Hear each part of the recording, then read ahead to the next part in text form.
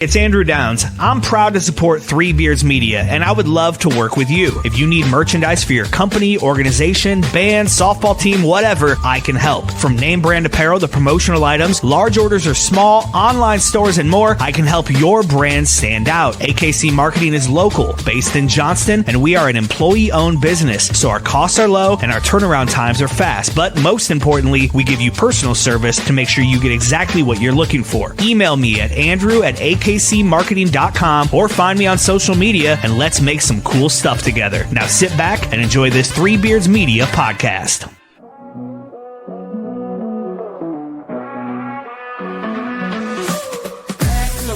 Hit the road again. 2 mics, 1 dream, and a long time plan. From the bright lights flashing down in Old Sin City to a 2-drink minimum in the town so gritty. Plus non-stop on the interstate. Truck stop, coffee keeping us awake. Midwest roads, yeah, we know them well. From Des Moines to Chi, got stories to tell. Late nights, bright lights, open mic fights. Killing on stage, then it's back to the flight. From the cornfields to the Vegas Strip. Ain't no stage where we don't fit. Billy and Willie's workshop, welcome inside. Where the jokes are sharp and the laughs collide. From the neon glow to the small town dive. Comedy's the road that keeps us alive. Good evening. Hello. Willie is back. I'm back. from New York City. Yeah, what a trip. Just to let you, just real quick, I did Wednesday Fallon, Thursday Yankees opening game, Friday we did Glenn Ross with Bill Burr on Broadway, Saturday Night Live, and then hung out afterwards with some people. That was nuts. And then Sunday we did the Knicks game. So got it all in. Do you have a favorite part? Well, it was, I mean, yeah, Saturday Night Live, and I can't talk much about it, but after the show, Steve Higgins, who's the producer, took us, we hung out in his office till 4 a.m. with Colin Jost and Kieran Culkin. Oh, wow. That's awesome. And that's about all I can talk about until we get off thing, but it was insane. I was sitting there with my wife just going, this is surreal. They were having conversations, and they were like talking about people, and they'd say their first names. And of course I'd have to he's like, Scarlett. I'm going, Johansson. Then Higgins is going. So then when Bob was De Niro, I mean, it's like Leonardo wouldn't do DiCaprio. I mean, it was just insane, absolutely insane. But afterwards, I'll tell you, there were some stories. It was so much fun. It was nuts. That's great. The whole thing. The one thing that did happen is Friday during Glengarry Ross, I got the call that they put my dog down during an intermission. But my wife's, I'm crying my eyes out. My wife said, "What are we gonna do?" I said, "Let's just go back." And I said, "Maybe if I watch a show, it'll take my mind off it." So the show's got Bob Odenkirk, Kieran Culkin, who just won an Oscar, and Bill Burr. And so when we walk into the office, Bill Burr plays Alec Baldwin's character. He's got, you know what, right? In the play, Alec Baldwin's character, that scene's not even in the play. The fucking coffees for closers scene exactly. isn't in the play? It's not in the play. What the fuck? Yeah, that was made for the movie. I didn't know that either because I was all excited. No, that fucking ruins it. Kieran Culkin plays the Al Pacino role. Bob Odenkirk is Shelley Levine, which is Jack Lemmon, and Bill Burr plays the Ed Harris role. Wow. But anyway, after the shows or Saturday Night Live, we go into the office, and there's Kieran Culkin sitting there. My wife loves him. She's been watching him since Succession. And she told me, she said, "We love the show," and blah, blah, blah. And she goes, "So by the way, my husband found out that he had to put his dog down during intermission. We came back and watched the second half." And he goes, "That should be on a poster." He said, "Show's so good, Yeah, so, no shit. Yeah. He seems like he's pretty cool. I just, you know what? I actually watched the movie. Yeah, that he won the Oscar for. Yeah, the name Real of Pain. it escapes me. What is it? Oh, it's got like a real pain or a pain or something like that. Yeah. Is it a royal pain? It might be something where him and his brother. I watched it before the Oscars or anything. Mm-hmm. I just it popped up, so I watched it. Yeah, and he was fantastic. And he's tremendous. It seems like he may be pretty close to that character. Well, that's the thing. One of the conversations I could tell you that they did talk about. Real pain.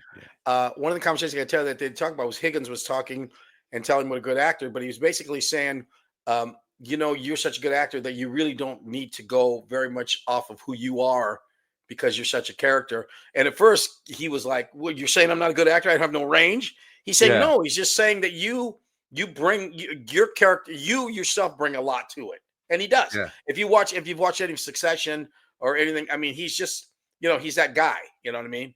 But absolutely couldn't have been nicer. I mean, it was so surreal. I mean, we just sat there, and matter of fact, we were the ones that left at the end of the night. They were still there drinking, and I was like, I gotta go. But it was unbelievable. I gotta go fucking cry about my dog. Oh, I haven't stopped, Billy. Yeah, I haven't stopped. So that's a strange deal. Like we were talking before we got on, and I don't want to pull at that thread too much, but yeah. Well, I mean, you just went through it yourself, and I know how bad you hurt. I mean, yeah. Yeah, and Jax was all I had when I went through my divorce and all that stuff. Like he was like all I had there for a bit, Yeah.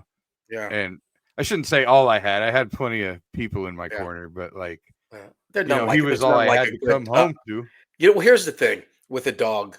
I mean, they do nothing but look at you and love you. Granted, sometimes they might just look at you because they want food or a treat or whatever. But every time they do, the toughest part for me was when I walked in after being gone so long. They would always wait for me by the back door by my garage, and Coco stand back far, and Cheeto would be in the front. And as soon as the door opened, he saw me. He would do a spin. That was his thing. One spin for me, and that. But I mean, I opened the door and there's Coco, but no spin. Yeah. It's tough. Yeah. It sucks that you have to. Yeah. Well, here's the weird thing. My daughter my niece brought over his ashes today, and I had another dog, Max, who was another Pomeranian. I got his ashes, and of course, my brother Johnny Lou's still over there. I won't dump his ash. So I've got like a little cemetery on like a. It's part cemetery, it's part pet cemetery, and part real. So well. Tough. Stephen King gonna fucking write a book about I keep on going over there thinking I think I'm gonna see Beetlejuice standing there. Yeah, it's fucking next thing you know, there's a couple dogs fucking just rabid ghost dogs. Oh man. Chasing your brother around. Oh man. Where did you get pissed off because they're all pissed off you haven't dumped them out yet? Yeah, exactly. Do you have Jax's ashes? Yeah. Yeah. Yeah, I've got a little. Well, you've seen my living room where the portrait the big painting of him. Yeah. That's like his corner. Yeah. There's like now I have this end table thingy that the dog food pops out of and stuff's kind of cool. So I have that sitting there, and so Brig goes over and that's where he eats and stuff. Let me tell you what, Brig's going to turn into a great one too, because I can see it. He's got it in him. Yeah, he's just fucking. He's laying there sleeping right now. He snores like a fucking. It's hilarious. Man.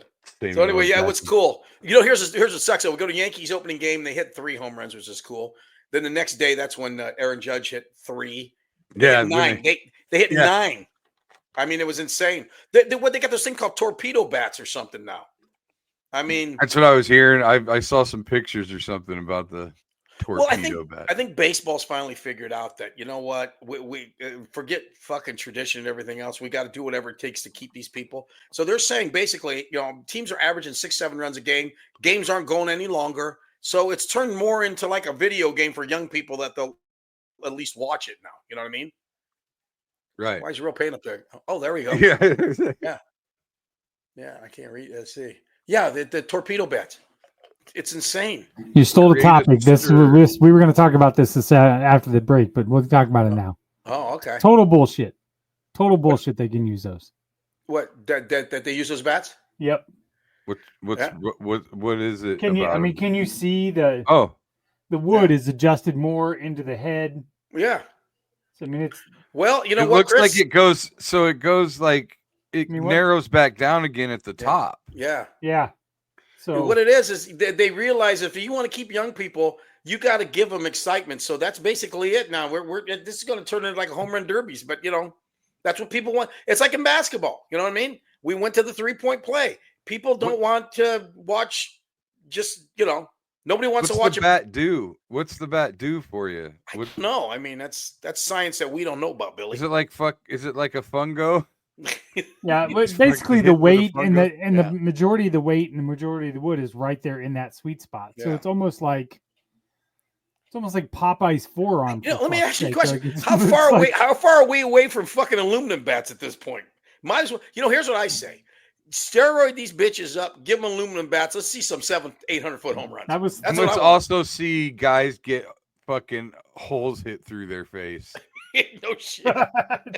Like they'll have to lengthen the bases to like 300 feet. It's just so you can't stand. Have you ever seen Preacher?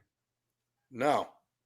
What's fucking Preacher? Chris? Pull up the show, the series Preacher, and there's a dude like just put I don't know, type in butthole mouth and it should.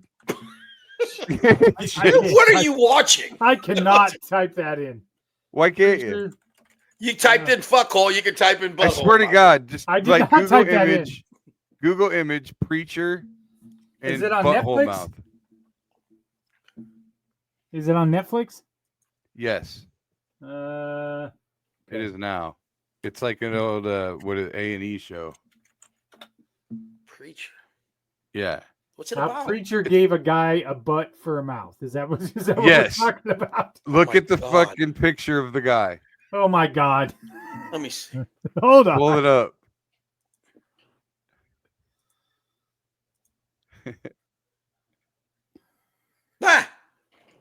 Yeah.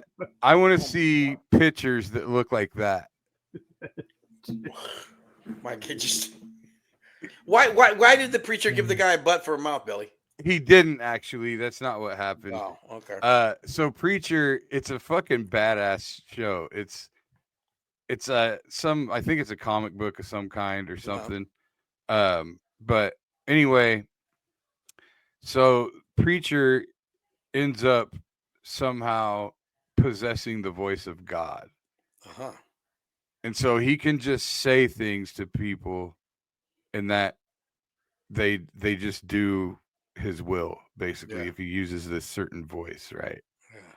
And unrelated to that kid is back in the day, he ended up accidentally he was trying to stop a girl from committing suicide. Mm-hmm. And in the process of stopping her, she like didn't die all the way and like was a vegetable.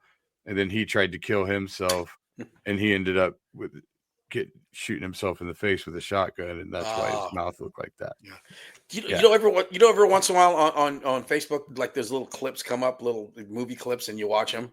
Mm-hmm. There was one where this guy, he looked like the devil. I mean, like Satan, and he was in prison, and this guy was yelling at him in prison and said, "You blah blah blah," and the guy said, "I'm gonna fucking kill you," and the guy said, "Well, I can get you out of prison." He says, my lawyer, I'm gonna tell my lawyer to go fuck himself," and the guy says, "Well, okay, I'll give you that, grant you that wish." And the guy goes, "What are you talking about?" And then the guy goes to his lawyer, and he's talking to his lawyer, and the lawyer starts saying, "Well, I think I can get you out," and the guy's going, "Oh, good." Then all of a sudden, his body contorts, and then you can see the lawyer's fucking himself.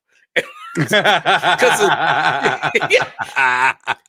can't think of the movie, but the guy, I mean, it's just a clip that was on Facebook, and the guy in the prison looked like he was really, they're yelling at him and shit, but he's still looking like he's figuring out how to fuck himself. Yeah, it was crazy. That might have come from that might have been a clip from Preacher. Maybe, actually, I don't know. Yeah, he does shit like that all the time. Yeah.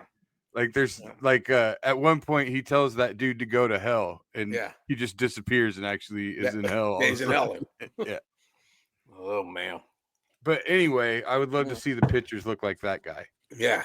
Because they're all roids and aluminum. Because that's what's going to happen. Yeah. I mean, as you know, eventually everything's going to change. Like everything's going to have to wear football helmets. Yeah. Everywhere on the field. I mean, after tomorrow, who knows? I worked with this Mexican kid in Vegas. Funny kid. His name was Roger, like Mazzola. It was Isola. Roger Isola.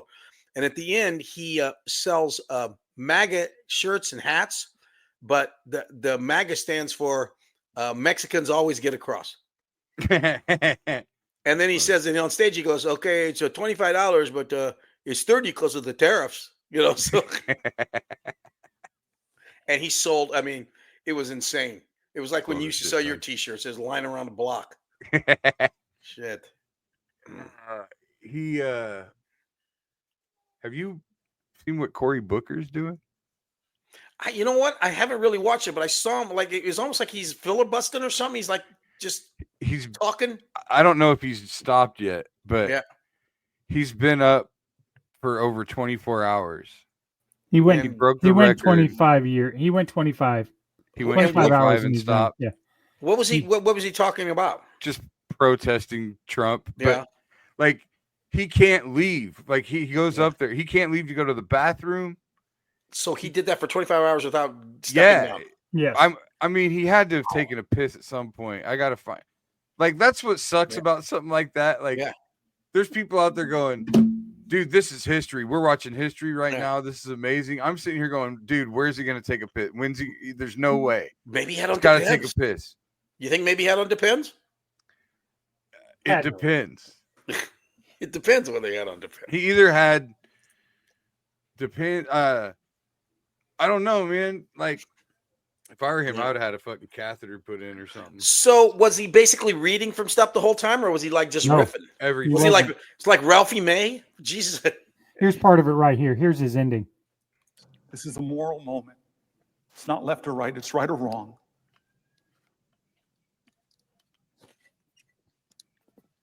Let's get in good trouble. My friend, Madam President, I yield the floor. Yeah. Do you think he got the light, though? I think he might have got the light. I'm Ironically, you know whose record he broke? Yeah, he broke it. This is the cool thing about it, is he broke Strom Thurmond's record, who his filibuster was in protest to the Civil Rights Act. Oh, wow. So it was obviously significant for a black senator. Yeah. How long was Strom Thurmond? Was it as long, almost as long, or 24 hours and 18 minutes? Wow. Yeah. I one time saw Ralphie May at the Funny Bone go that long though, and they kept giving him the light. He wouldn't get off stage. He just maybe couldn't. I don't. Yeah, right. I've worked with a few guys that you're just like. I remember having my T-shirts ready to go. Yeah. And they're just sitting out there. You just keep kind of peeking in there. Yeah. Oh, did you have a show this weekend or next weekend? I had a show. I did a show Wednesday night at Fender's Brewery. Yeah. How'd that go? It went great. They sold it out. Oh, that's cool. Yeah, it was a good time. I did a lot of playing around. I did some like mining of material for your podcast. Because I'm like we talked about, I'd like to kind of have a sort of new 30 for November. For the special. And I worked on some stuff. I did it's funny, you got those things that are funny, but you just don't know how to get there, and you have to get on stage enough to get to it. Exactly. Yeah. Like I did when we had talked about, and I said, like, you got to suck a dick, like gun to your head. You got to suck a dick, wouldn't you? Rather had some tits attached to it. Yeah, exactly. Yeah. Like that. Yeah. That got a pretty good laugh. Yeah. So I'm trying to make that into, kind of a statement joke or whatever, kind of a thing that speaks in support of transgender people. Sure. Funny way, Yeah. The only way you're going to know it's funny is if you do it 20, 30 times. And it did great. But it's just that idea. It's just an idea. Mm-hmm. Yeah. You know what I mean? Yeah. Like, so how do I make that the punchline? Think about, what's so funny is when you used to, back when you're on the road and you were doing, 8 shows a week, but you just, every night you were on there just going and going and going. It's like, I don't work that hard, but in Vegas, I still do 7 shows a week, and, I never do that anymore, and so and you find by, like Friday, you're just you're sharp as you're fucking, cooking. Yeah. You're just cooking. Exactly. And and that's why it's hard to not go that hard, you know? Like I'm still doing it's not like I'm not doing shows. It's just that you're working smarter, not harder. Yeah, exactly. Like, you know, there was a time where I just had to do that many shows to make ends meet. Yeah, exactly. You know, and I don't need to do that. Let me ask you a question. If you could work every night in Des Moines, but not, not great pay, just whatever, would you do it? Would you go out every night and do a set? I mean, if I could make a living wage, I definitely would. Yeah, definitely. But I mean, just to hone your stuff. But just now, I mean, not every night. Yeah, I wouldn't. Every week, maybe. Yeah. Yeah. You know, like I keep on. I feel bad. I mean, there's so many open mics here, but the problem is, sometimes they're all the same people. It's like the open mics are just. That's what they are. Yeah, and I feel like, bad about ever taking time from somebody that you know what I mean. There's that part of it, but then there's also like, it just doesn't do me that much good. Like, it's just not. No. It's not the gauge that I'm looking for. That's not my audience. You're a professional. The thing is, you don't need to do any shtick in front of any other comics. You actually need an audience. It doesn't do you any good to do a shtick in front of a bunch of comics. It's not. You're not going to get a real read out of that. It's not conducive to anything. No. You know, if there was a legit audience at every open mic. I don't know. It's not like I have something against them or anything like that, but it's like, if I can go to the Funny Bone anytime I want. Yeah. And get on stage and try material and have it not go well and still get invited back. Yeah. Well, I mean, that why was, would I? Yeah. Why waste that was great about the old days when the Funny Bone was a Tuesday through Sunday. Yeah. Because Paul would have always let you. I mean, you wanted to get 2 times a week. Paul and be like, hey, I got some stuff I'm working on. Exactly. Yeah. Mark so, was the same way. That's. Yeah. You know, when all those guys are getting up at the cellar all the time. Yeah. And they're getting actual audience. Going however long. Those are real audience. Yeah, exactly. It's not. Yeah. They're not going to the open mic that has 15 comics out. Exactly. And like you said, there's nothing against what they're doing here. I mean, what they're doing here is really, it's a good comedy. No, I love what they're doing. I do too. But and it's not like I won't. I mean, I've done the open mics here and there. Yeah. It's not like I won't do them, but I don't necessarily get what I need out of them. Yeah, exactly. And some of that can totally be my own issue, my own. Yeah. You know, with me, it's a different set of muscles. Yeah. Oh, without a doubt. You know, and it's like this doesn't help me get paid. Yeah. Like, yeah. And I still feel like, anytime you get on stage, you're taking it away from somebody that's young, trying to learn. You don't need to jump in on somebody that's just trying to get started. Yeah, I feel bad about. Like me and Chad Daniels were talking about this. Yeah. Because he said Colleen asked him when he was in Omaha. Colleen was asking him where he works out his material because he lives in Minnesota. Yeah. And he was like, well, you're not going to like the answer to this, but in front of paying customers. Yeah. Well, let's be honest. That's what we do too. Yeah. I mean, that's what you did the other night. 100%. Yeah. With me, as far as the open micers here in town, I don't mind doing it every once in a while, but it's got to be perfect conditions. What I mean is it's got to be like 70 degrees outside. It's got to be a nice night. I got to get you and a couple of guys, my buddies. They're going to come hang out. And then we can go to a patio afterwards. Yeah, exactly. It's got to be all that. Then okay, then I'll do it. But otherwise, it's just yeah. That's when it's fun. And that's what's great. That's the camaraderie that they have. That's great. Yeah. And I do miss that those early days like that. Yeah. Oh yeah. But at the same time, it's like, it's Tuesday. I'd rather just do my podcast. Yeah, exactly. Like, I feel like I get more mining material out of this podcast than I do. Can we take this podcast on the road when the weather gets nice? What do you mean on the road? I mean, just somewhere in town. Just go somewhere. Speaking of that, I am in discussions with Kyle over at Iowa Distilling Company. There you go. He let me know today that we may have a tab set up for you guys if you would like to do a show there. Yeah. We just need to pick a date. So we need to come up with a date that works for you guys, and then we can do that. And you don't want to do it on a Tuesday, right?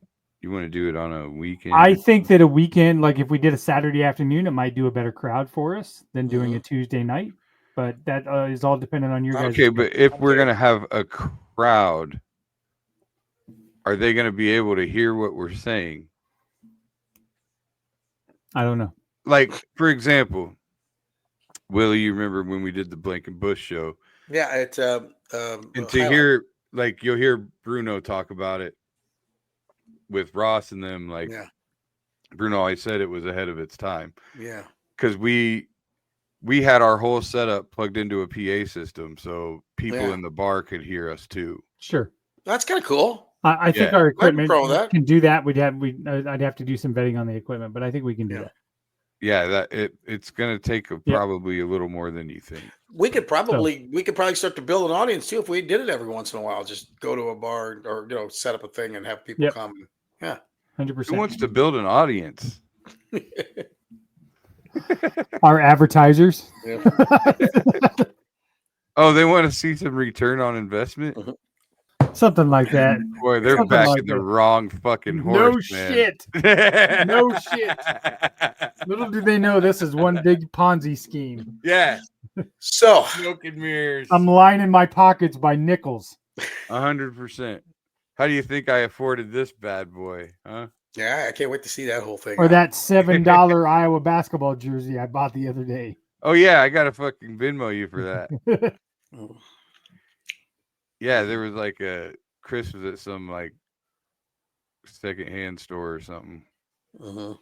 Like one of those like sports memorabilia deals or whatever. You know what's so funny about Iowa fans? I was in New York and a guy walked by me on the street and he had a Hawkeye shirt on. I went, "Go Hawks!" And he turns around, looks at me, and goes, "So, we're gonna get a new coach or what?" I mean, just wanted to start like a conversation, on Park Avenue. I was like, "Okay, yeah." Just talking about Kirk Ferentz. No, I know he was talking about Fran at the time. Oh, yeah. So this was before he got fired. Yeah. What do you think? What do you think about McCollum? I mean, what he did at Drake was amazing. So let's just see. I mean, I don't know. He's gonna bring Sturts with him. That's a start. Yeah. Yeah. Can Sturts guard Big 10-point guards? No. You know what? Basketball's gotten strange. You know what? Now, 4 number ones. What's that tell you? That's that's where it's headed now. Is this going to be? That's where it's headed. How it is? Yeah. Do you think, or is this an anomaly? Because it never happens. So why we? We can't freak out about it when it never happens. Yeah. You know what I mean? But when's the last time? I mean, wasn't there's been 4 number ones before, hasn't there? When UConn won it 2 years ago, weren't they like a 5 seed or more? Even 8, even maybe. I don't know. I don't know if there's ever. Yeah. There weren't a lot of upsets this year. It wasn't that fun of a tournament. It was chalk. It was pretty much chalk tournament. Yeah, and it was. Yeah. It sucks because it's my favorite time of year, and there weren't really any major upsets. I mean, but we were betting, me and my cousin, we got to the point where we were betting in Vegas. We just were doing parlays after a while because you don't have to lay out very much money, and you can. I mean, we had a 14 parlay. I don't remember the teams, but we bet $40 and made like $600. You know what I mean? Instead of betting each individually. I did a couple of parlays that I won, where I bet like $2 and $140. Yeah. Yeah, that's the way to do it. Yeah, that's when it's fun anyway, because you don't lose too much. You just don't. It just makes the games fun to watch or whatever. Yeah. So now it's the start of baseball season. I know you're an A's fan, and it's kind of tough for you at this point. But I mean, you're so far away from Iowa football at this point. Is that kind of a lull for you? I mean, you can't even really even start thinking about them. Well, because of the Luka trade, I've been watching the Lakers. Yeah. So, you know what? I have too. Yeah. You know who's really good is that Austin Reeves is good. Yeah. Yeah. Lakers got a couple good white boys. I know. And who's the other guy? There's another one. The kid from Tennessee that comes off the bench, hits the threes. Konecny or something like that. Yeah. So, that's kind of weird. Yeah. But yeah, they've after the Luka trade, I was like, I'll give it a shot, and it's been so fun to watch. He just makes them a different. He makes them a different team, and LeBron, you get it was like LeBron got re-energized too. You can just tell. I mean, and the thing is, I've never been a LeBron fan. I've always been MJ or Kobe, but. This guy's amazing at his age. He is amazing. I mean, it's just absolutely He's also nuts. a really good human. Yeah, exactly. Yeah, he is. He's a quality guy. I mean, he's arguably a better human than all of those guys. Oh, without a doubt. I mean? Speaking from a guy that is actually a family man, I know what it's like to be a family man, and he's a real one. I mean, 100%. You know what I mean? Yeah. Where I think Jordan was never faithful to his wife from day fucking one. No, and also like a prick. Yeah. Also letting his kids go nail Scottie Pippen's wife. That's not right. But like, there's all those stories about him like smacking Steve Kerr in practice. Yeah, punch him, give him a black eye. Shit like that, Yeah. I bet you LeBron's never put hands on one of his teammates. Like, no. He's always been from all accounts, like a really good teammate. Yeah, he's done everything right. He's just a good person. No scandals whatsoever since he's been in the NBA. I've liked him. I liked everything about LeBron, except I just don't like athletes that get into the political. Stay out of that shit. I don't want to hear your opinion on anything but sports. I actually disagree with that. Really? I don't know. I suppose everybody can have an opinion. It doesn't matter. I think that. If you have a platform where you can get a message to a lot of people, yeah, he does too. I think it's actually irresponsible to not use it. Oh, okay. What about if you're a lunatic? Well, that's when people, but people can discern that.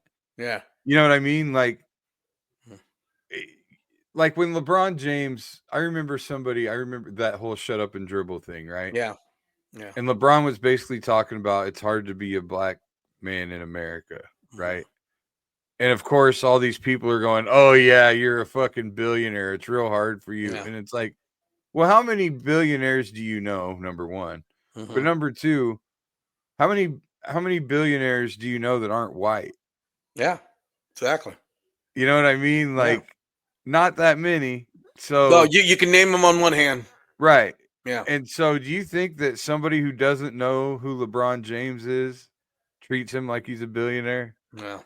You know what I'm saying? Exactly. So like, that's all the dude was trying to say. Yeah. And so, I mean, I don't know. To me, that's no different than telling you and I we shouldn't talk about, that's like telling us to stick to our jokes. Yeah. Yeah. Or whatever. It's like, well, maybe I'm writing jokes about this shit. Yeah, exactly. Well, I guess what I mean to say is not that I don't want him to talk about politics or whatever. I guess it's just if I don't want, it's like anything else. If I don't want to listen to it, I don't have to. Talk about whatever you want. It's not up to me to decide. Yeah. It's not up to me to decide what you want to discuss. Well, it's like, you don't tune into sometimes you're tuning in. When it comes to any form of entertainment, you're tuning in to be entertained. Yeah. And hopefully not have things that piss you off. Or something, a subject you don't want to deal with or whatever, like, so, if you're watching a basketball game and afterwards, say you're a huge Laker fan, but you're also a huge Trump supporter. Yeah. So then LeBron comes on after the game talking about fucking Elon Musk being a douchebag or something. Yeah. And now all of a sudden you're fucking pissed off because you didn't you tuned in to watch fucking LeBron dance. I think that's where the problem go. Yeah, I know. Oh, so listen, the concert. I mean, the SNL we were at.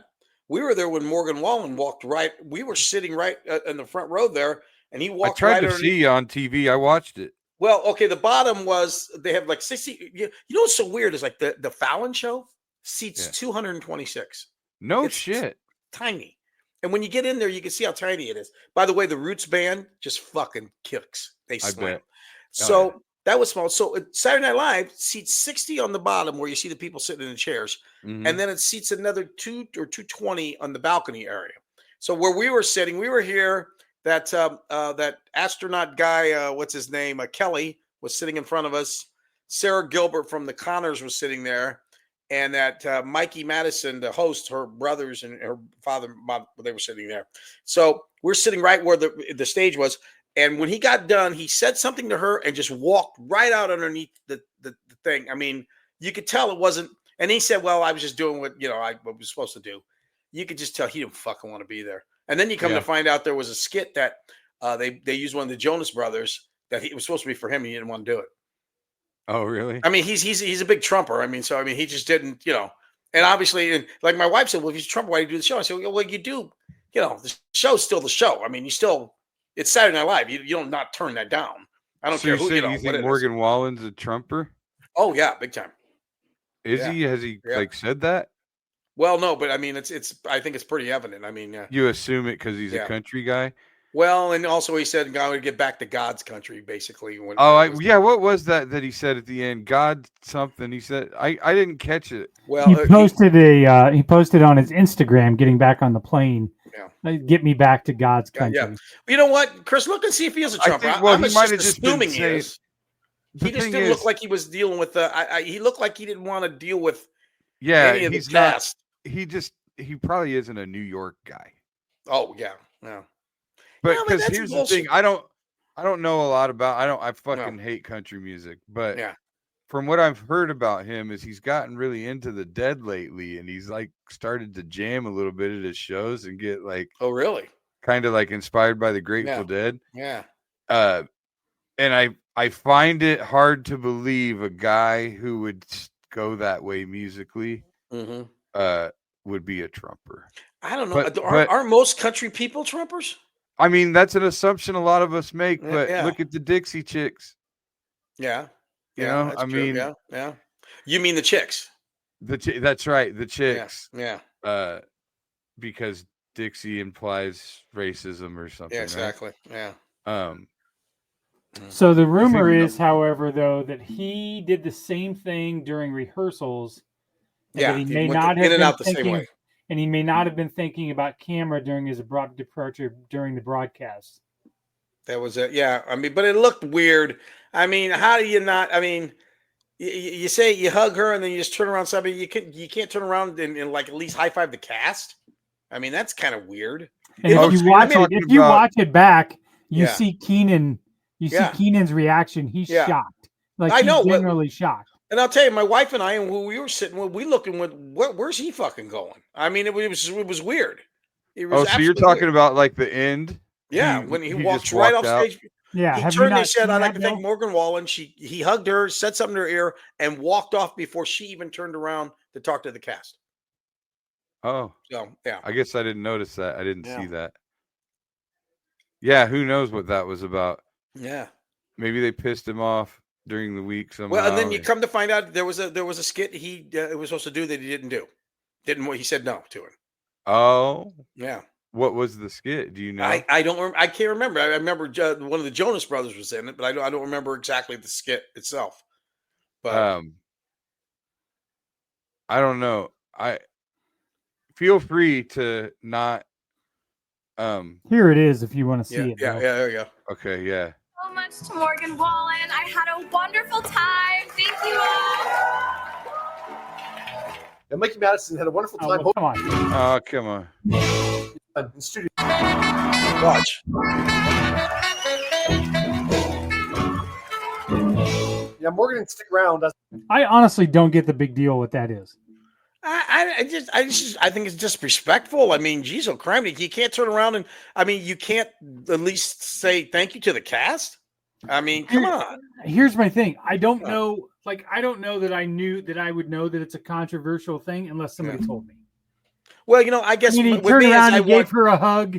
He said goodbye. I mean, that's. I'm just saying, if you watch the show, I'm not sure I would have known that. Well, I'd say I guess if you have to be like a person that watches the show all the time. I mean, I've been watching the show for 50 years. They mingle. I've never seen anybody do that. Kind of a party up there for a little bit. Yeah, exactly. Yeah. I mean, fair. Just weird.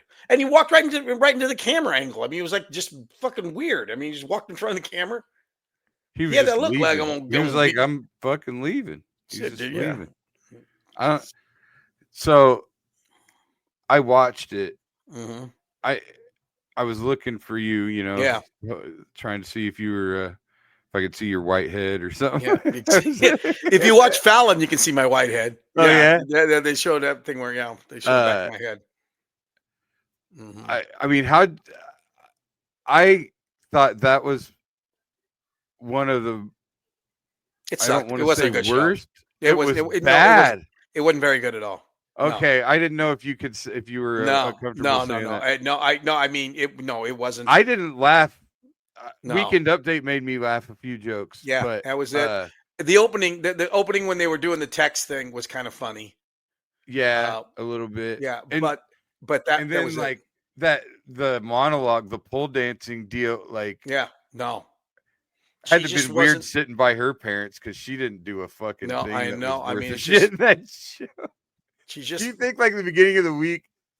I know they've talked about this behind the scene, whatever, later, and they don't mention names and stuff, but like they can tell early in the week, like, oh, we're gonna have to carry this. Well, yeah, I mean that was funny because that's what they were talking about when I was talking to Higgins and all those guys back there. Yeah, basically they're saying that. Kieran Culkin said when he hosts, he says what you need to do as a host is you need to just trust everybody there that they've been doing it, so they're going to help you. Yeah. And what happened, like the Timothy Chalamet, I guess he came in with a bunch of ideas and he wanted to do this and that and the other. And then finally he gave in to what they said and he had a decent show. And he went to Higgins afterwards and said, thank you for saving me from myself. Yeah. But then every once in a while you get somebody like this Mikey Madison, she's a great actress, but she's got no comedy chops. Right. So, I mean, you could only do so much with that. You know what I mean? Maybe that was just a tough deal. Well, if you would think, just have her play everything straight. Yeah. But you could see her trying to be like over the top or something. When you think about the good Saturday Night Lives, think about like when Nate Bargatze's on, how funny some of those skits were. I mean, or when Chappelle does it. People that have a sense of comedic timing. Exactly. And just kind of know. Yeah. Well, then that's the thing they were also talking about when we were talking is like some of the people that refuse to do the show because they don't think they can handle it, like Leonardo DiCaprio won't do the show. There's a couple other actors that they're just like, nope, not my cup of tea. I don't think I can, and good for them that if they don't feel, but the self-awareness, but like the Kieran Culkin says, you know what, if you're a good actor and you can trust and lean on people like these people, they'll help you through. So I would love it. I would have a great time. Yeah, you just got to chop it up and everything else. You got a couple bits. You just got. I mean, the scary thing is you just only got a week, and what happens a lot of times, like what happened that week, they do a dress rehearsal show right before the regular show.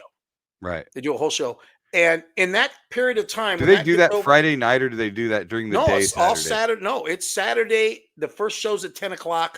They get them out and they turn right around. They do the next show. Oh, so they do a couple of shows. Bang, bang, yeah. And in that period of time between the 10:00 show and the 11 live, they may change a bunch of shit. And I mean, and they're like, okay, you're this part now. And yours. I mean, so it can completely, they took us back to where they do the cue cards. It's a whole thing. He said, they've never worked on a monitor. It's all cue cards. And these guys are back there just using these things to write the cue cards. And they have hair dryers to make sure the ink's dry. But you could have this one whole thing where you have these old lines during the first one. They said the second one, oh, by the way, you're the blue lines now instead. So your character's changed even. So, I mean, it's, you're living by, by the seat of your pants. Exactly. 100 miles an hour. Yeah. So I can see where that could be scary, but yeah. But you know what? The thing is, you're right. If you're a comedian, you got comedy chops. Even a bad thing, you can kind of make it better. Just by being who you are. You know what I mean? Well, and like you can, a stand-up, you can write your monologue. Yeah. Yeah. And then you can leave the rest of it up to them. Yeah. Some of the best, I think of the best monologues have been Chappelle, Bill Burr, fucking Louis C.K., John Mulaney. Mm-hmm. Yeah. Yeah, that's I was curious too, like, so when you're there live, did that break the fourth wall enough to be like, I don't know, did it ruin anything? Well, you know what? Not for Saturday Night Live as much as like Fallon. It's kind of weird because they do shit over. You know what I mean? Yeah. Like there'd be skits he'll do, and then they'll stop and they'll completely just do the same skit over again. So that's kind of like, okay, I can see. And with Fallon, the applause sign, I mean, they make it very clear. You go fucking. That's why, as a stand-up, if you ever had to do stand-up there, I think stand-up there is a piece of cake. Yeah. Because the room's very manageable. It's 200 some people. Mm-hmm. So they're right in front of you. It's tight. And did he have a warm-up act? Yeah, he's got a guy there that I'm trying to figure out who he was. I don't know who he was, but he goes around, he does the hi, where you from, that kind of thing. Right. And then he talked afterwards that he has a show that he does. I don't know if it's a one-man show or something somewhere in New York. And I'm looking at him, and he looked like he was in his, I don't know, 40s or so. Something like around your age. That's like a whole living out there. Oh yeah. Being a warm-up act for the warm-up guy, yeah. Shows. Like, yeah. But the Saturday Night Live thing, it was no, because I mean it's moving. It's always moving. The thing that's really wild, more than the show, is just watching the crew get all the fucking scenes together.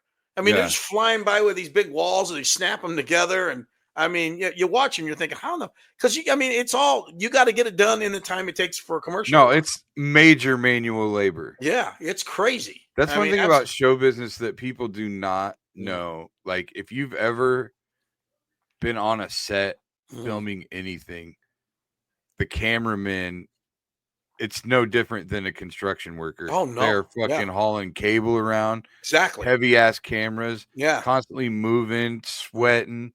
Like, there's a lot of manual labor involved on a set of a TV show or even. And they're timed. I mean, it's like not even a movie set. I mean, they're like, okay, you've got and so now multiply seconds. that exactly. Get this fucking wall snapped together and done. Yeah, and there's no, you can't, you just gotta go. So imagine their fucking stories. Like, they're a whole nother like group of people. Like, yeah, exactly. They all go to a different bar after the show, and they're like, I'm sure of it. Yeah. Oh yeah. We remember when it was Billy's first day, and he fucking broke that window, and we were wheeling the living room in there, and we had to just have the window open for the sketch the whole time. This fucking guy knocked the picture off the wall. He's fucking. Hey, remember when you fucking turned the corner and saw fucking so and so naked? Exactly. And then I wonder how often they see each other naked. I don't know. I mean, we went by the dressing room. We didn't actually go in there, but it's got to be a lot. Yeah. I mean, I used to do a show when I used to work the Riviera in Vegas. Next door, they had a show called Crazy Girls. That was you've seen the iconic picture of the bronze ladies all with their asses out naked in front of the Riv.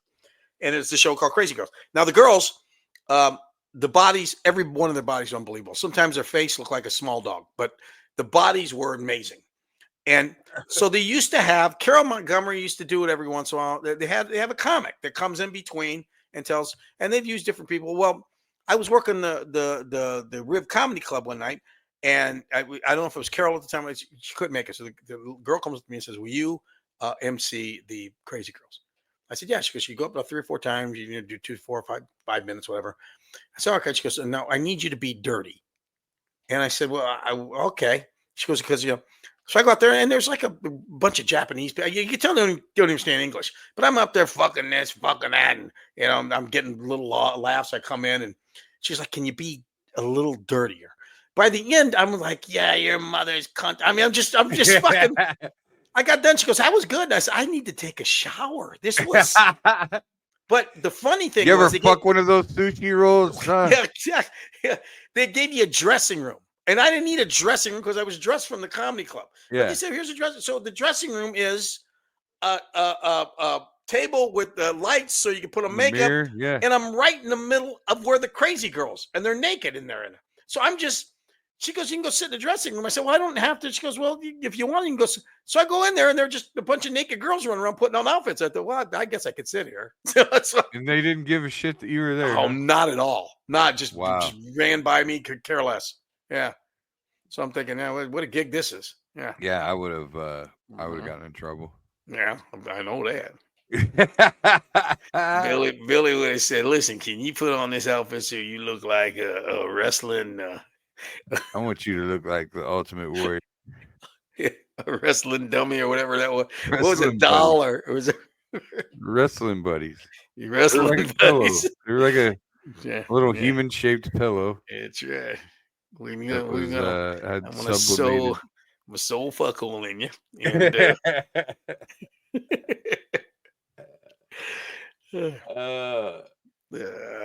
let's do our obituaries. Oh yeah, we got to do that. We were talking about this earlier. Yeah. So let's take a break and then let's come back and do that.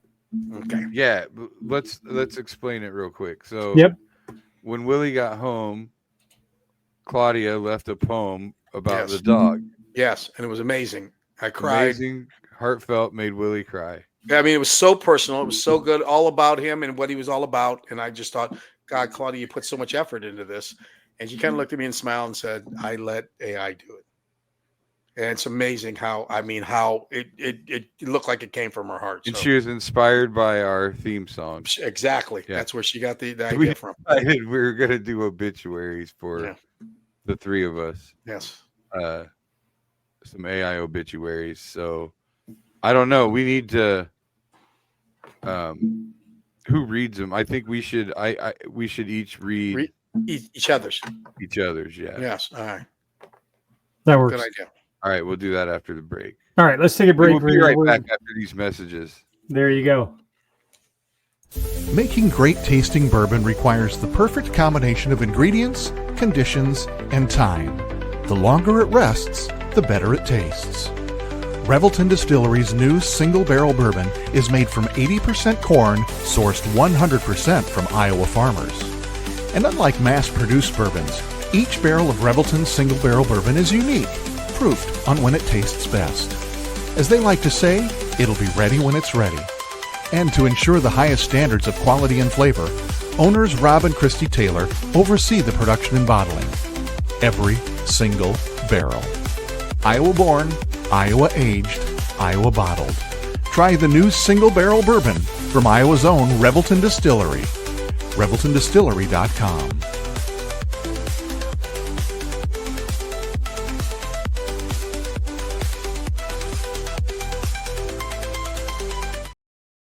Whether you're buying, selling, or refinancing your home, or if it's simply time to renovate the one you're already living in, you need an experienced mortgage professional to help you analyze your financing options and to make sure the closing goes smoothly. And that's exactly what you get when you call Kyle Lehman at Wintrust Mortgage. Kyle's experience and expertise, coupled with Wintrust's rates and programs, ensures you'll get the mortgage that's right for you. You may even qualify for down payment assistance. Before you reach out to a realtor, call Kyle and get pre-qualified, empowering you to start shopping for the home of your dreams. Call Kyle at 515-473-0546. Kyle Lehman Wintrust Mortgage, 515-473-0546. In 2023, a crack Green Beret named Dan Douglas retired his military command and promptly escaped to a full-time career in real estate. Today, this man is wanted by home buyers and sellers who want to survive the process without spending a fortune. If you have a home to sell or want to buy one, maybe you can hire Dan Douglas at Green Beret Realty. You can find him at greenberetrealty.com. greenberetrealty.com. All right, and we're back from the AKC Andrew Downs Oh market. shit, we lost Willie. Willie bailed on us. Shout out and thank you to our sponsors, Greenberry Realty, Revelton Distilling Company, and Kyle Lehman at Wintrust Mortgage. You know, something interesting. I have a meeting next week for the North High Hall of Fame because I'm on the committee.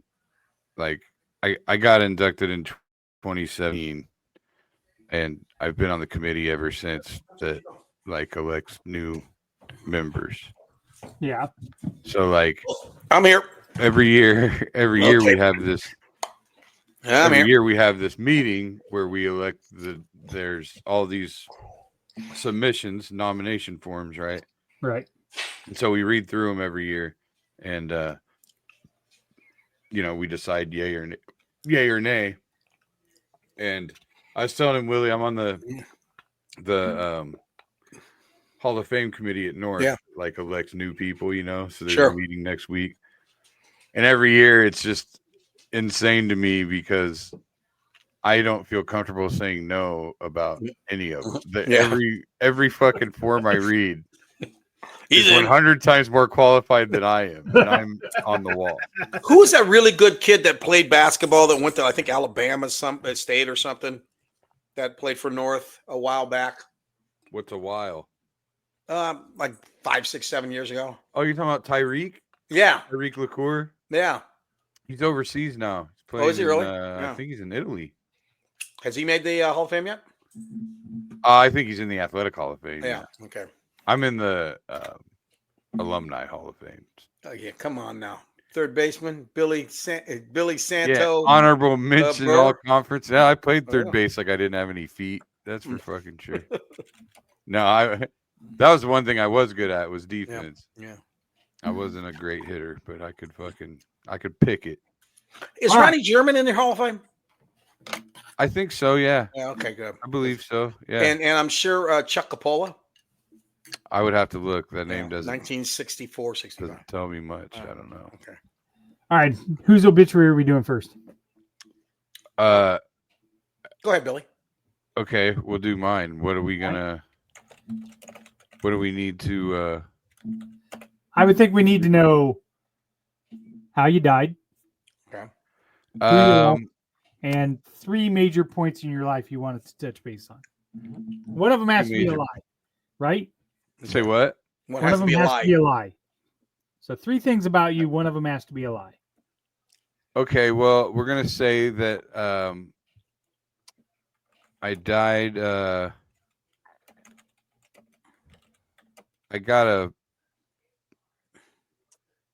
I suffocated trying to put my face in the crotch of a wrestling buddy. Asphyxiation. Yeah, there you go. Let's just do I died from autoerotic asphyxiation. There you go. There. We'll just call it that. Autoerotic asphyxiation. All right, hold on. I got to go back.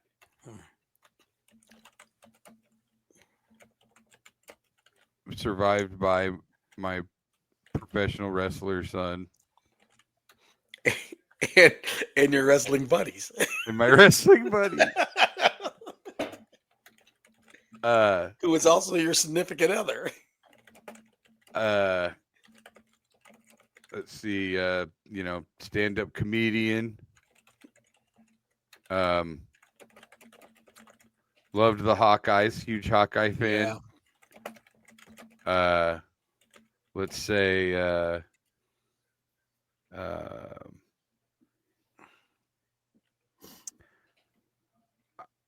I wrote 7 best-selling novels about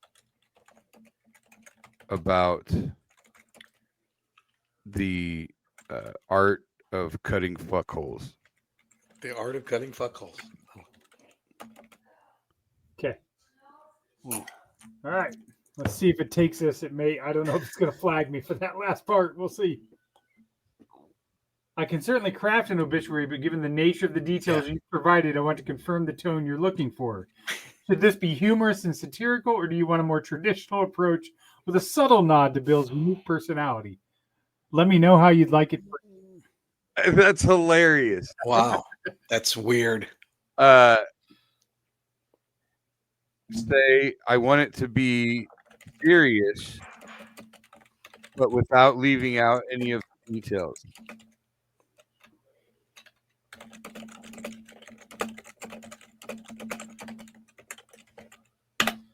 Here we go. It was a serious obituary incorporating all the details you provided. There we go. All right, I'll read it. Go ahead. I'm the only one. Preacher Chris. William Bill Blank passed away unexpectedly. William. Wow.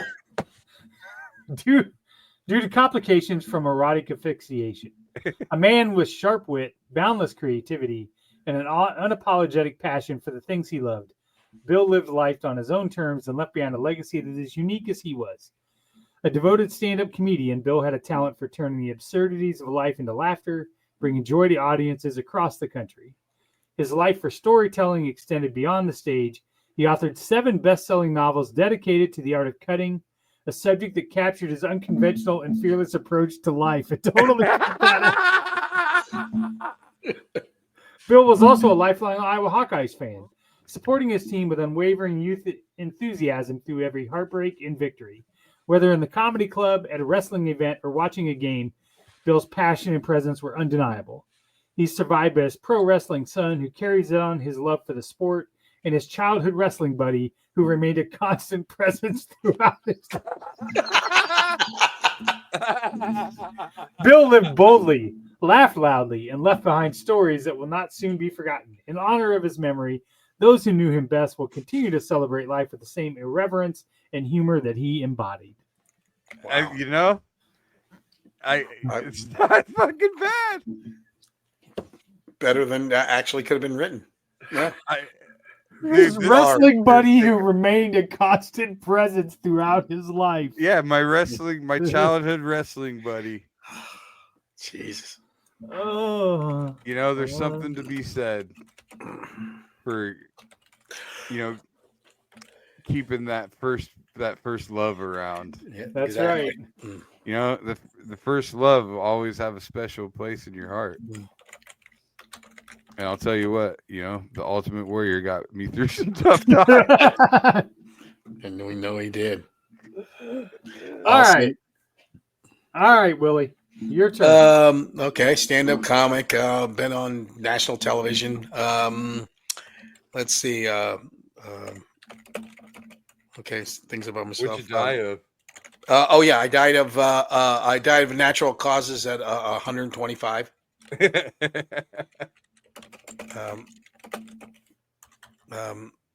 Let's see. Things I've done. His love for family, his pets. Also, I wish to be cremated and mixed in with the ashes of Cheeto, my beloved Pomeranian. What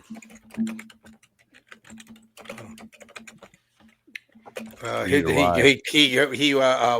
call it? My long life is I considered for doing 150 push-ups a day and drinking half a bottle of scotch a night. That was his workout regimen. Survived by his wife, who will soon take on a new lover at the age of 100, and daughter Claudia, who is the head softball coach for the USA Olympic team. Let's see, what else? I can lie about something.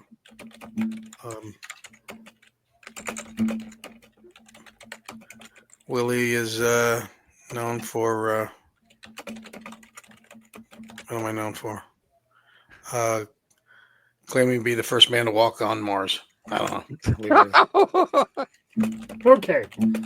I think we got it. All right, here we go. Oh, wow. Willie Farrell.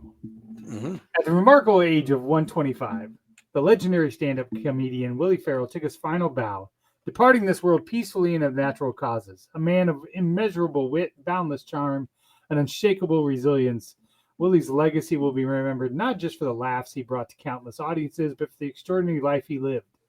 A staple of the comedy scene, Willie graced national television screens for decades, captivating audiences with his sharp humor and effortless storytelling.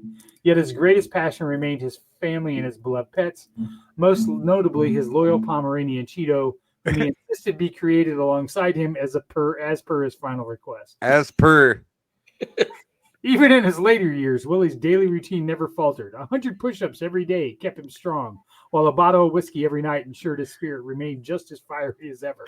His devotion to his wife was legendary, though he was pragmatic enough to declare that upon his passing, she should find love again at 100 years old, because, as he's always said, why the hell not? AI's funny. His daughter Claudia followed in her father's footsteps of excellence, serving as a coach for the U.S. women's national team, a role that filled him with immeasurable pride. While many knew Willie as a comic, few forgot his historic first steps on Mars, a feat he accomplished long before science believed it was possible. Willie Farrell lived an extraordinary life filled with laughter, love, and just the right amount of mischief. His stories, his humor, and his fearless approach to life will echo for generations to come. God, I got a tear in my eye. Right? Yeah, that's nuts how good that is. Wow. I mean, let's hear yours. You already written yours up?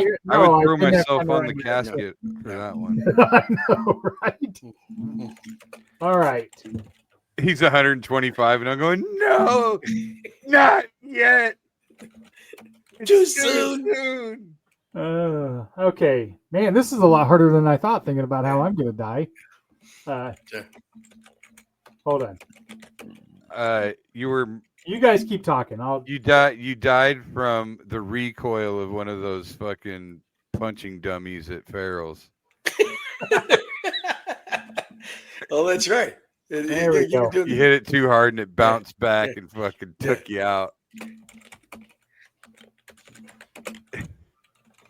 And then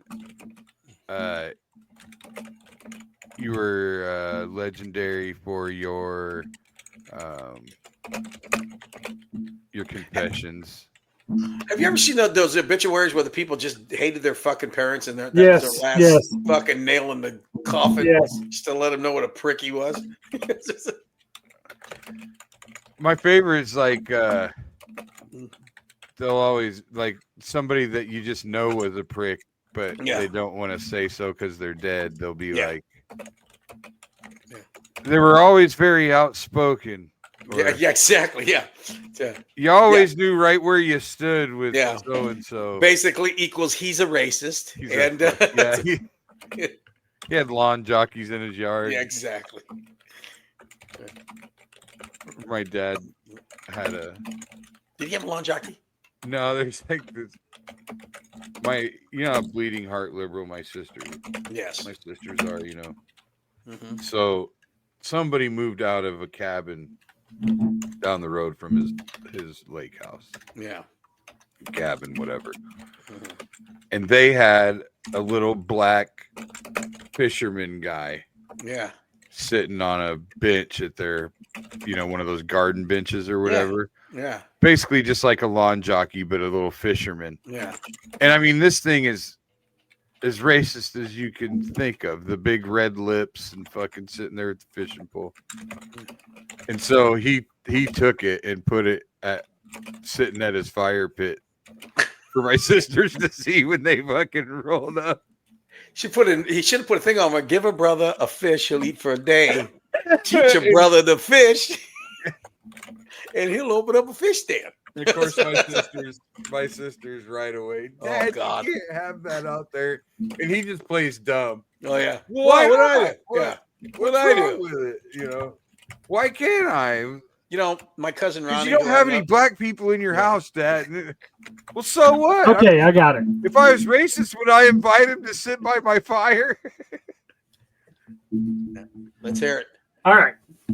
Chris Shipley, in a tragic and unforeseen event, met his untimely demise due to the unexpected recoil of a punching bag at the local Farrell's workout facility. An incident that will undoubtedly go down as both heartbreaking and bewildering. While the world mourns his passing, those who knew Chris best understand that he would have wanted this moment to be remembered with a smirk, a shake of the head, and go, well, that figures. Chris was a man of legendary confessions, a devout believer in the power of unburdening one's soul, especially when he realized he could confess everything at the very end. His priest, undoubtedly overwhelmed yet amused, will forever cherish the depth and creative of Chris's final disclosures. He survived by his beloved wife, Stacy, whose mourning will last an eternity, or at least until the laundry piles up to an unbearable level. His children, Tyler, Caitlin, Josh, and Jordan, are all devastated, but are already making plans to spend the full $100 left from his estate. A full $100. A sum depleted by his ill-advised gambling habit, namely betting on cockroach races at the downtown Subway restaurant in Norwalk. Though unconventional, his commitment to this sport was unmatched. Chris was a passionate podcaster and dedicated sports fan, a voice that brought both wisdom and nonsense to those who tuned in. And to honor his lifelong devotion to the Iowa State Cyclones, his funeral will be held with him lying in state inside his beloved converted Cyclone ambulance parked in Hilton Coliseum. Chris's life is a blend of humor, heart, and questionable decisions, all of which made him unforgettable. While his presence will be deeply missed, his stories, jokes, and absurd yet enduring legacy will live forever. That's wild. That's absolutely wild. I don't think it should be lost on people that you survived cancer only to get killed by a fucking punching bag. Punching bag. Right? You know what? The only thing would be better is the punching bag should have had a name. It should have been. Yes. Yeah, lymphoma. That's two names. His first name's Limp, last name's Foma. Lymphoma, the punching bag. From the Foma family. There you go. Oh, God. The amazement of AI. I'm now the question is should we turn that into a music video? Should we turn that into a song? How many people can they do that? How many people are going to how many dudes are going to get laid? Because AI is like Roxanne. Remember the movie Roxanne? That's right. Cyrano de Bergerac. Yeah, well, then what was the newer one with Steve Martin? Yeah, he was Cyrano de Bergerac. Oh, that was the guy's name. Yeah. Gotcha. Yeah. So, it'll be like Roxanne, fucking some guy like Rob Gronkowski's gonna fucking romance this girl into going out with him, and then sit there at the table and be a dumb fuck when they. I'm telling you, AI is gonna catfish the hell out of girls, dude. Oh God, yeah. Hold on, I'm gonna make a song. This is how we'll close this show out. A song with our obituaries. Yes, the obituary song. Shit. But I feel like you guys need to tell me what. It's got to be a somber music, right? It's got to be like a ballad. I would think. Yeah, kind of like a Boys to Men. Into the road, it's so hard to say goodbye to yesterday. Yeah. Well, I don't know that I can. And I'll take with me the memories. I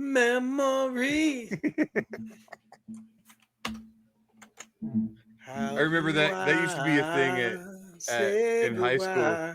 At North, the choir, like 4 or 5 people out of the choir, would sing that song every year at graduation. And everybody'd be all crying. All right, here we go. Let's see what it comes up with.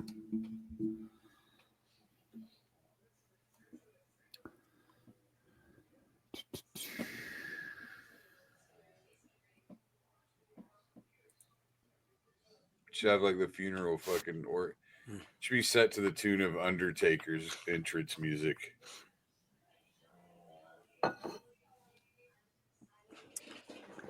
Hold on. Is it having trouble? No, I put the wrong lyrics in. Hold on. I mean, the lyrics to the 3 of our obituaries all going in there is going to be a fucking 20-minute song. No, it won't. To be like in Agata de Vida.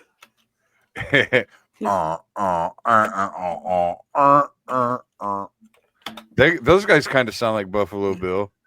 I got it. All right, here we go. The song has like fucking 6 lyrics.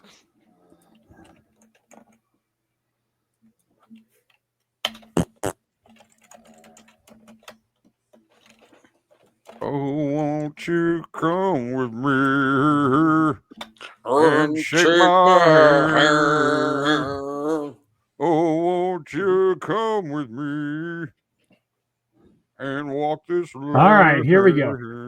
Here we go. Let's share this. All right, you ready? Here's the first one.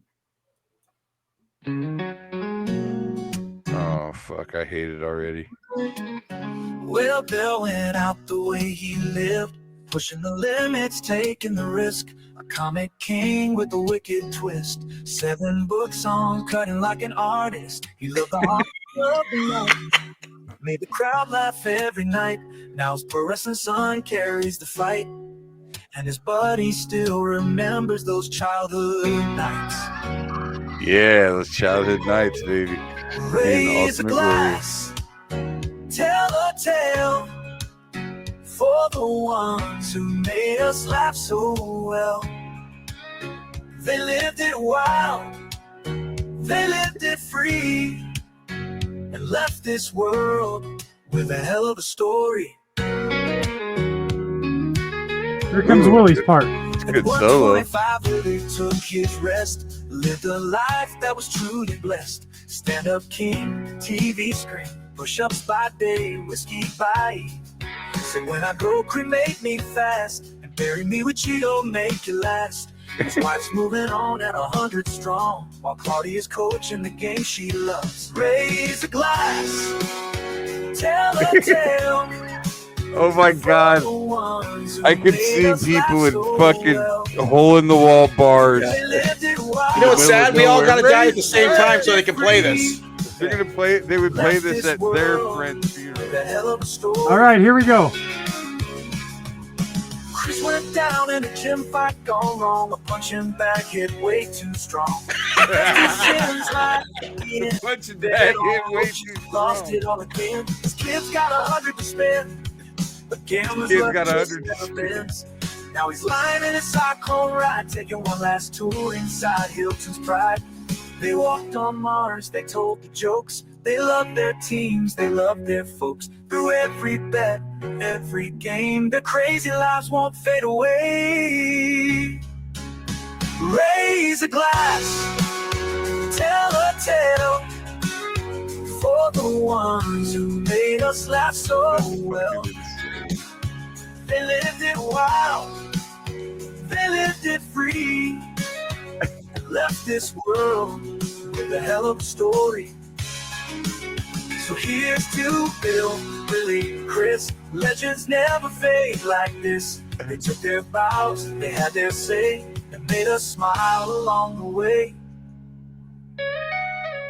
Raise to Bill, Willie, Chris. Legends never fade like this. They took their vows, they had their say, and made us smile along the way.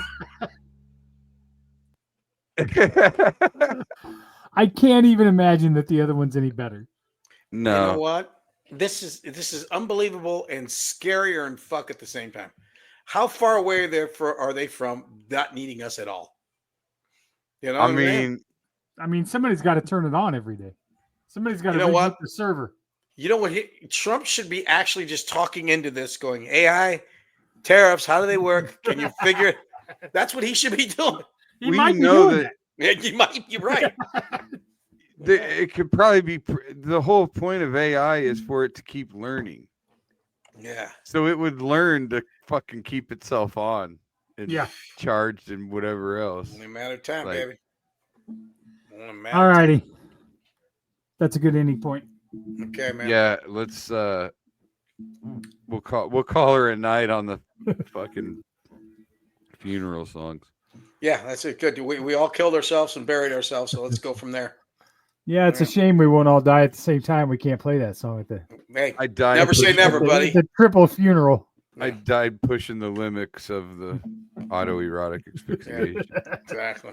And that line they had about you getting punched with the bag, that was great. That's fucking hilarious. The punching bag hit too hard.